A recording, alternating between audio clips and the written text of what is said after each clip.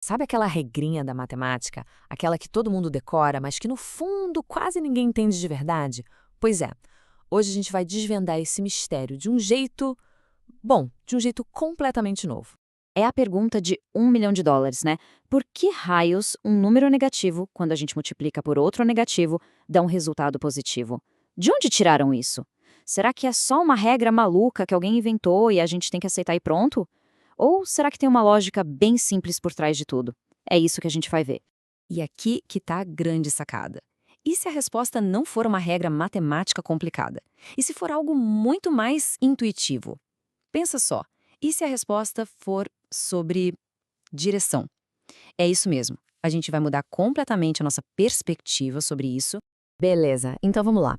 Para entender isso, a gente precisa parar de pensar nos números como coisas paradas, sabe? Como quantidades numa caixa. Imagina que os números são passos numa estrada. E cada sinal, mais ou menos, é uma instrução para onde a gente deve ir. O sinal de mais é tranquilo, né? É tipo, continue andando para frente. Fácil. Agora, o sinal de menos. Ah, o sinal de menos é a grande estrela aqui. Esquece a ideia de que ele só serve para tirar alguma coisa. Pensa nele como um comando direto, uma ordem. Dê meia volta, gire 180 graus. É uma inversão total de direção. Ok, então se um sinal de menos significa vire-se, o que acontece quando a gente tem dois sinais de menos? Tipo, um negativo vezes outro negativo. É aí que a coisa fica interessante. É quase como um jogo de espelhos. Vamos fazer isso passo a passo. Imagina a cena. A gente está andando para frente, na direção positiva. Aí vem o primeiro sinal de menos e grita, meia volta! Ok, a gente obedece. Agora a gente está de costas para o nosso objetivo, andando na direção negativa. Mas aí vem o segundo sinal de menos e dá a mesma ordem. Meia volta de novo! E aí, o que acontece? A gente vira de novo e pronto, está de frente outra vez, olhando para a direção positiva original. É isso. Simples assim. É uma dupla inversão. Quando a gente inverte algo que já estava invertido, a gente volta para o estado inicial. Uma ordem de virar cancela a outra. É como apertar um interruptor duas vezes. A luz volta a acender. Então, voltando à nossa pergunta lá do início, por que menos com menos dá mais? Porque não é uma regra inventada do nada. É a consequência lógica de receber um comando duplo para inverter a direção. Um comando anula o outro. Faz todo sentido, né? E o mais legal é que essa ideia de inversão não serve só para explicar essa regra que a gente aprende na escola.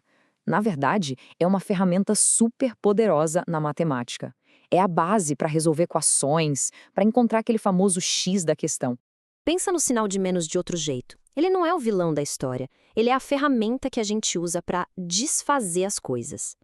Cada vez que a gente aplica um sinal de menos numa equação, é como se a gente estivesse descascando uma cebola, sabe? Tirando uma camada para chegar no centro, para finalmente isolar aquele número que a gente quer descobrir. Então, no final das contas, o que fica de tudo isso? A gente começa a ver que a matemática não é só um monte de regra que a gente tem que decorar e pronto. É um sistema lógico que fala sobre movimento, posição, direção. É quase como um mapa. É isso! Não tem mágica nenhuma, é pura lógica de posição. Mesmo as partes da matemática que parecem mais bizarras, no fundo têm um sentido super intuitivo. O que parece um truque, na verdade é só sobre saber onde a gente está e para que lado a gente está virado. E para a gente fechar, fica aqui uma provocação, uma pergunta para se pensar. Se o sinal de menos é, na verdade, uma instrução de direção, que outras regras da matemática que a gente só decorou na marra poderiam, de repente, fazer muito mais sentido se a gente olhasse para elas desse jeito? Como se fossem direções num mapa. Parar para pensar nisso pode mudar completamente o jeito como a gente enxerga os números.